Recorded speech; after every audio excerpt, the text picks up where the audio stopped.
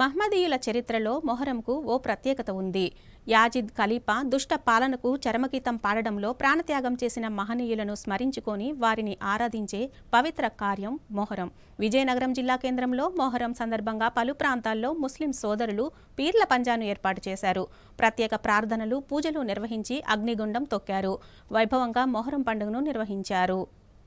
హజ్రత్ హుస్సేన్ ప్రాణత్యాగానికి గుర్తుగా Islamic calendar ప్రారంభానికి చిహ్నంగా ముస్లిం సోదరులు జరుపుకునే ఓ పవిత్ర కార్యక్రమమే మొహర్రం. మొహర్రం పేర్ల పండుగగా కూడా ప్రాచుర్యం పొందింది. యాజీద్ ఖలీఫా దుష్ట పాలనను అంతమొందించేందుకు అలుపెరిగిన పోరాటం చేసి చివరకు ప్రాణత్యాగం చేసిన హజ్రత్ హుస్సేన్ ను స్మరించుకుంటూ ముస్లిం సోదరులు పీర్లను ప్రతిష్ఠించి 10 రోజుల పాటు పూజలు నిర్వహించే పండుగే మొహర్రం. విజయనగరం జిల్లా కేంద్రంలో కమ్మవీధి, గాడిఖానా, హుకుంపేట, నాగవంశం వీధి, కోట, ఇతర ప్రాంతాల్లో మొహర్రం సందర్భంగా ముస్లిం సోదరులు పీర్ల పంజాను ఏర్పాటు చేశారు. ప్రత్యేక ప్రార్థనలు, పూజలు నిర్వహించారు. అగ్నిగుండం తొక్కి మహనీయుల త్యాగాలను స్మరించుకున్నారు. కులమతాలకు అతీతంగా విజయనగరంలో మొహర్రం జరుపుకోవడం విశేషం. ముస్లింలు ఆరాధించే పీర్లు హిందువులు ఆరాధించే శ్రీ మహావిష్ణువు ధరించే శంకు, చక్రాలను పోలి ఉండడంతో హిందువులు సైతం పీర్ల పంజాల వద్ద ప్రార్థనలు చేయడం విజయనగరంలో కనిపిస్తుంది. మొహర్రం అంటే పండుగ కాదని, యాజీద్ ఖలీఫా దుష్ట పాలనపై హజ్రత్ హుస్సేన్ చేసిన ప్రజాస్వామ్య పోరాటమని